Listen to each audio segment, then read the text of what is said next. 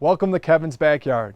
Nothing says barbecue more than a perfectly smoked rack of ribs. The dark color of the bark, which is the natural caramelization of the meat, along with the rub that we put on it, the tenderness, the smokiness, it doesn't get any better. But smoking a rack of ribs can be tricky, so I'm going to give you the basics to help get you started. Here we have two different types of ribs. We have our spare ribs, which are meatier and come from the pork belly. We also have our baby rack ribs, which come from the loin. They're smaller and a little bit more tender. Now before we get started with our rub, we need to flip our ribs over and remove the membrane. Let's talk about barbecue rub.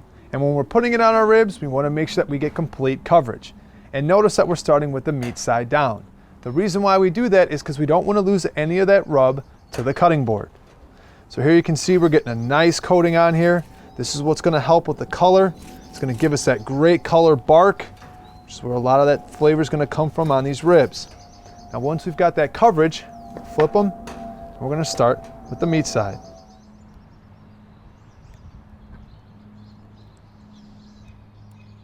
Now here you can see we have some great color. And I recommend putting your rub on at least 24 to 48 hours before you're going to smoke your ribs. But if you don't have that kind of time, no matter what, you should always be taking your ribs out of your fridge at least 30 to 45 minutes before you're going to smoke them. This will help bring them up to temperature and make them more tender during the smoking process. Let's talk about putting our ribs on our smoker. How many of you have heard of low and slow? That's temperatures at 225 to 250. That's what we're using today. And let's also talk about the woods we're going to use. Today I'm using cherry, which is going to give our ribs a sweet flavor. Keep in mind, if you like hickory or mesquite, these are very pungent woods. You can overuse them, leaving your food with a bitter flavor or a campfire flavor, so less is more. Try using 3 to 4 chunks. Smoking is an experience, so don't run out surfing, don't go to a movie. We need to stay home and monitor our smoker every hour on the hour. Now once we reach that 3 to 4 hour mark, we need to be checking the internal temperature of our meat to see where we're at.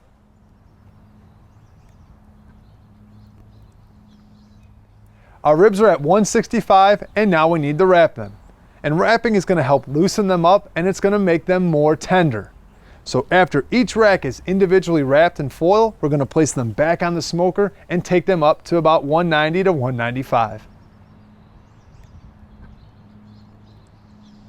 Our ribs have reached 190 and we've taken them off the smoker and out of the foil. We're now going to place them back on the smoker for about 20 to 30 minutes to help dry out that surface. Now if you like using sauce, this is the best time to put it on. You're going to coat both sides, back on the smoker, 20 to 30 minutes.